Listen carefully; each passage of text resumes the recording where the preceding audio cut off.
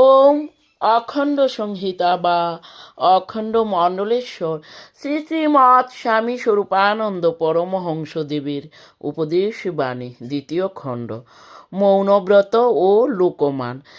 শ্রী শ্রী বাবামণি বলিলেন, লোকমান লাভ যেখানে মৌনের উদ্দেশ্য, সেখানে মৌনব্রতী ক্রমশ নিজ উচ্চ অবস্থা থেকে পরিভ্রষ্ট হয়ে নিতান্ত সাধারণ লোকের মতো কাম ক্রোধের দাস হয়ে পড়ে।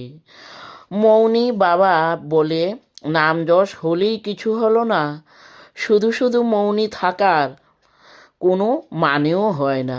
বুবারা কথা কইতে পারে না, এতে এদের কৃতিত্ব নেই।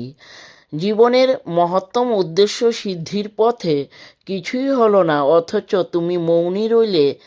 এ মৌনেও তেমনি কোনো কৃতিত্ব নেই, লাভও নেই, বরং ক্ষতি আছে। বুবারা কথা বলে না, কিন্তু কপটতাও করে না। লোকমান লিপ্সু মৌনব্রতীরা প্রচুর কপটতাও করে। হরি ওম।